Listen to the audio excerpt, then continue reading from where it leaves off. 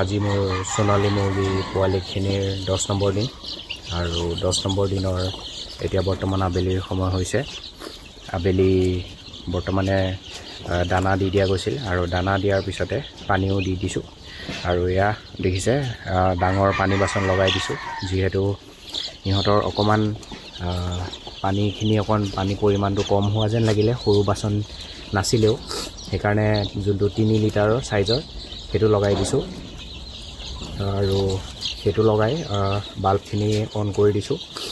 যিহেতু কাৰেণ্টটো আছে বৰ্তমান আৰু ওপৰৰ প্লাষ্টিক গোটেইখিনি দেখিছে, প্লাষ্টিকখিনি উঠাই থোৱা আছে, আধাতছে বেছি উঠাই থোৱা আছে আৰু সেইটো কাৰণে লাইটটো দি দিছোঁ যাতে পানী খোৱাৰ পিছত যাতে ঠাণ্ডা নাপায়। আৰু পানী এনেও কুহুমীয়া গৰম পানী দিছোঁ, ঠাণ্ডা পানী দিয়া নাই বৰ্তমানলৈকে।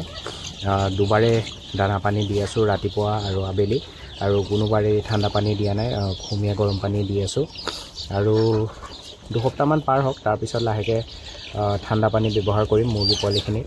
নহ'লে যিহেতু ঠাণ্ডা পৰিছে সেইকাৰণে ঠাণ্ডা লাগি যোৱাৰ ভয়তে দিয়া নাই, ঠাণ্ডা পানী ব্যৱহাৰ কৰা নাই, কুহুমীয়া গৰম পানী ব্যৱহাৰ কৰি আছোঁ। আৰু এতিয়ালৈকে কোনো ধৰণৰ মেডিচিন নাই মুৰ্গী পোৱালিখিনিত, এতিয়ালৈকে অনাৰ পৰা কোনো ধৰণৰ মেডিচিন দিয়া নাই। মানে অনাৰ পিছতো ORS ব্যৱহাৰ কৰা হৈছে, কিন্তু ORSৰ বাহিৰে কোনো ধৰণৰ মেডিচিন মুৰ্গী পোৱালিখিনিত দিয়া হোৱা নাই।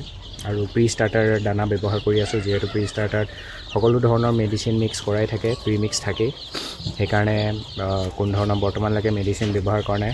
হয়তো প্ৰি ষ্টাৰ্টাৰ যেতিয়ালৈকে চলি থাকে তেতিয়ালৈকে কোনো ধৰণৰ মেডিচিন ব্যৱহাৰ নকৰিম। এণ্টিবায়'টিকটোতো ব্যৱহাৰ নকৰোঁৱেই, তাৰোপৰি কোনো ধৰণৰ ভিটামিন জাতীয় বা লিভাৰ টনিক এয়া ব্যৱহাৰ নকৰোঁ।